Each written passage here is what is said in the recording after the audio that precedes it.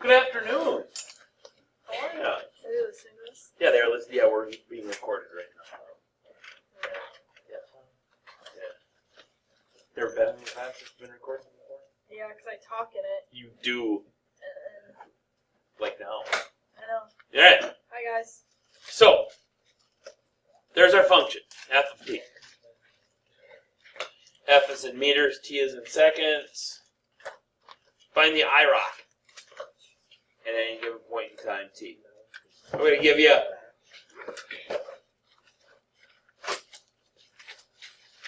5 minutes to struggle through it. Trust me. Alright, so if I'm going to find the IROC at any given time t, okay, that means I'm going to take the limit as h approaches 0 of f of t plus h minus f of t all over h, right? Okay. So that's going to be the limit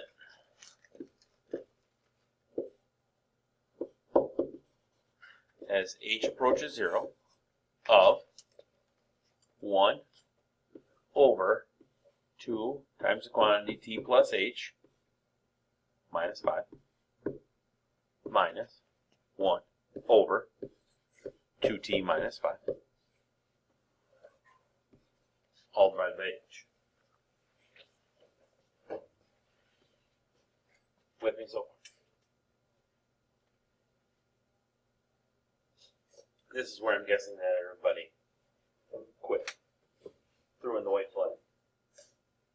Right, L-Dubs? Or did you keep going? I kept going. Kept going? I don't know. What'd you do next? I distributed like the 2 to the t. Okay. So 2t plus 2h. Okay. Alright. I love it. Okay. But then what'd you do right after that? And then I made sure that the same denominator. That's exactly what we need. Because we're going to add, subtract, fraction. We got common denominators, right? Okay. So if I just pull that out, so if I just pull out the 1 over 2t plus 2h minus 5 minus 1 over 2t minus 5. Right? Okay, so I just pulled out the numerator of that fraction. And I'm going to get common denominators, make it into one nice, pretty fraction. Okay. What's my common denominator?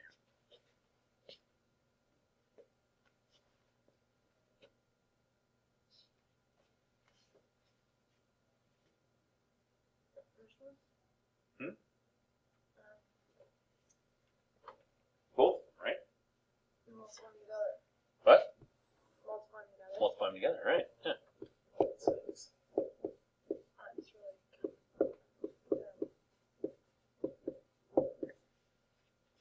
Right? So what's the first one missing? H. No. 2h. No. 2t minus 5.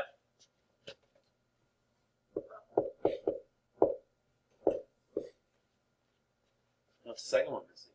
2t plus 2h minus 5. 2t plus 2h minus 5.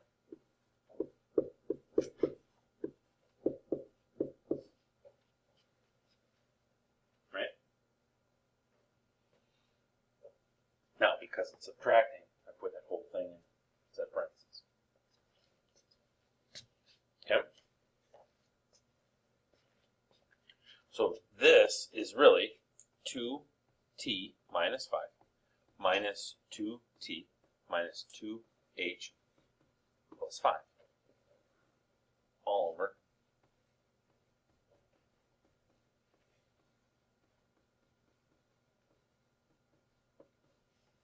that, right?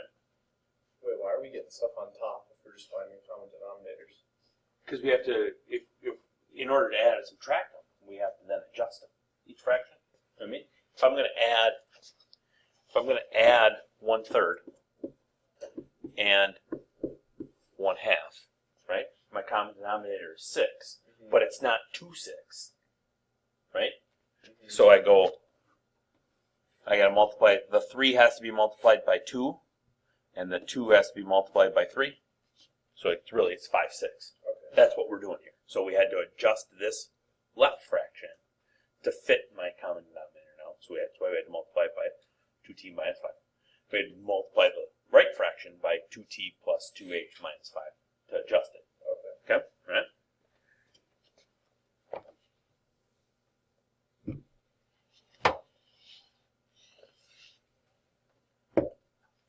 2t minus 2t, that helps.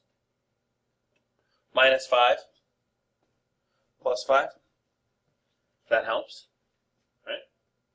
So all that's left is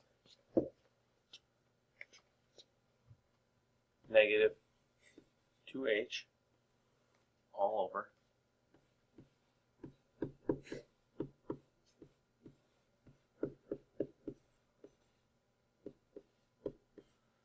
that.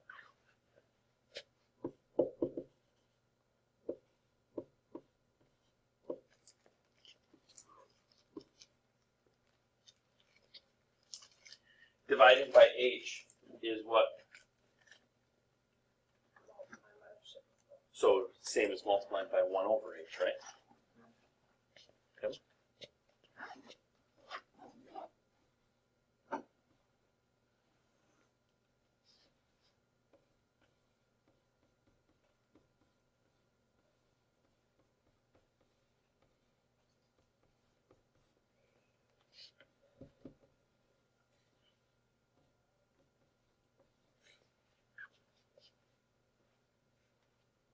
What can I do with that?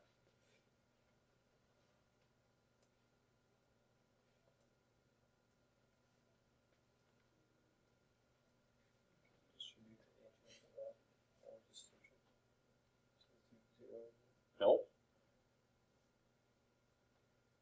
What can I do?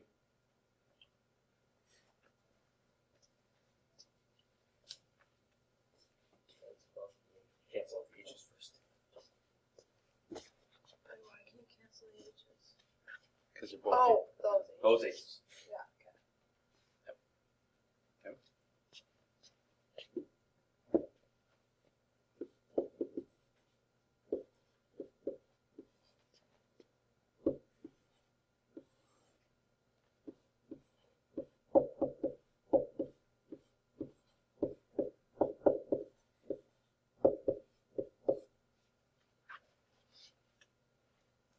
Now what can I do? Now we can send h to 0, right? Okay. So if I send h to 0, right, any term that's got an h in it is going to be gone, right? Okay. Well, that's only that one right there. So this becomes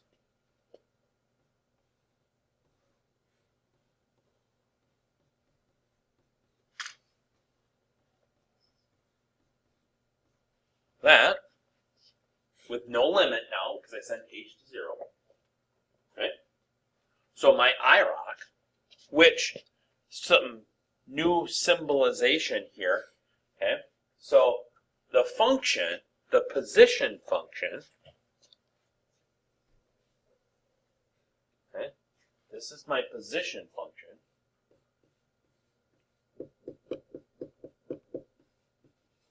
Which is my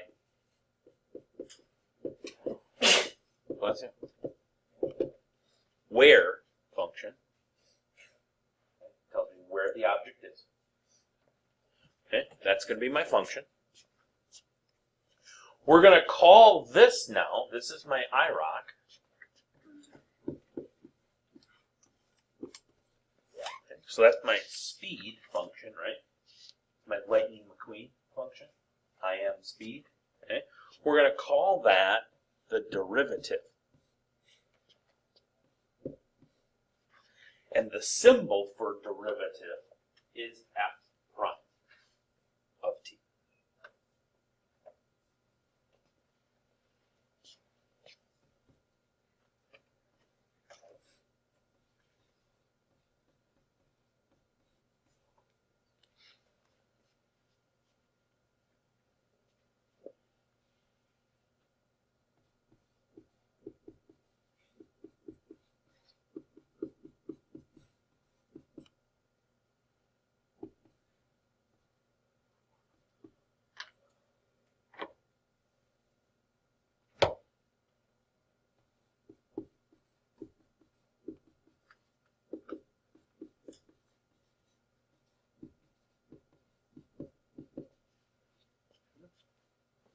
that's going to tell us how fast we're going. The derivative, first derivative gives us speed. Okay. Second derivative by 1/2 double prime, that would give us acceleration. Okay. Okay. So we got that going for us, which is nice. So now, given the fact that our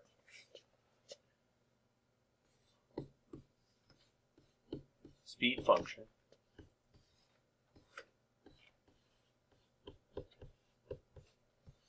was that, what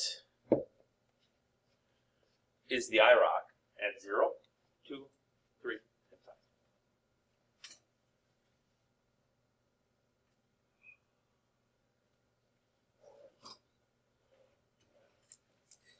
What will we do here? Plug in for t into my speed function, right? Into my derivative.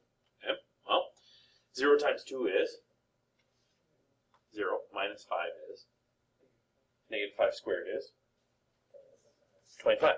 So this gives me a speed here of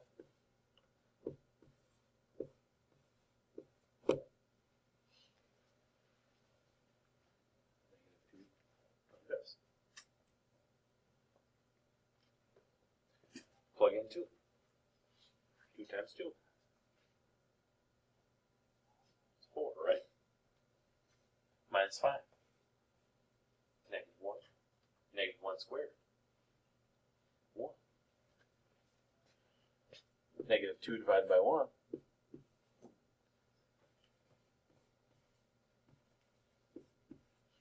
Negative 2. Right. 3. What do we get for 3?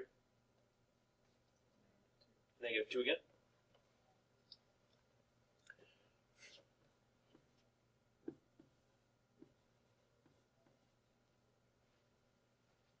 About 5. 2 or 25.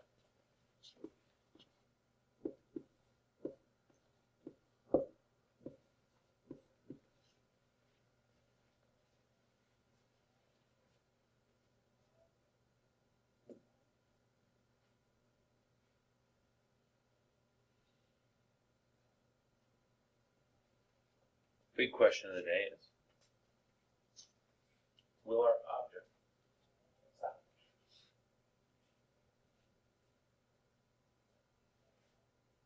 How do we know? How do we know when the object stops? How can we use IROC? Put it equals 0. When what? Put the speed equals 0. Put the speed equal to 0. That's when it stopped, right? Okay. Not substitute in 0, set it equal to 0. So I want to know, we stop when our derivative equals 0. So in this case, that's going to be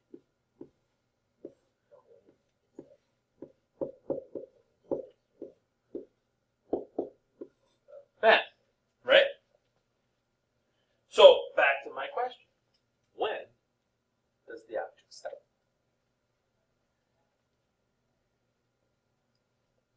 Never. Why? Because you'd have to have the bottom be a negative. Because you can't have the square root of a negative number. You can't square something and have it be negative.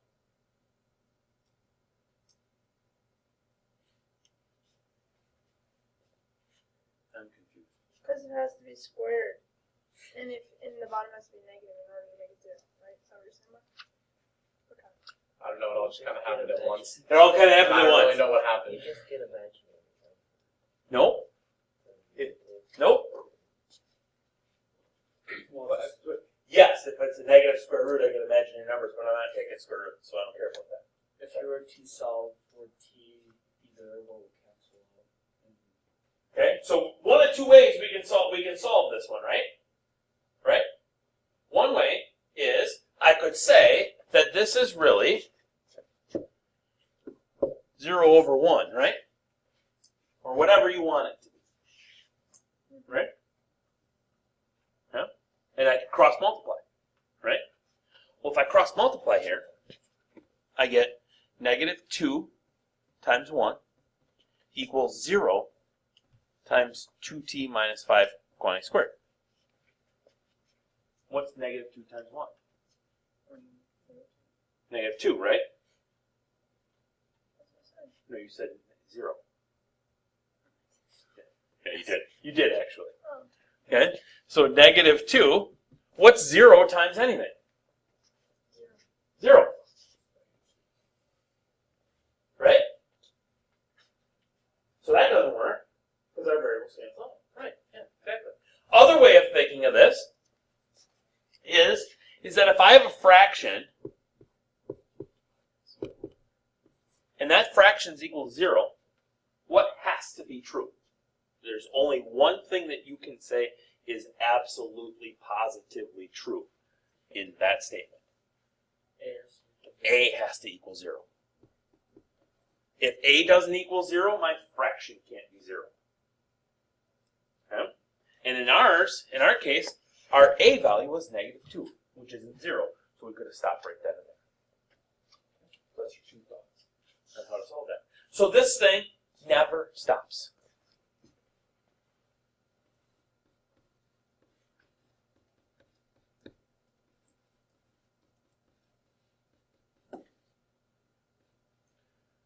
I bet never.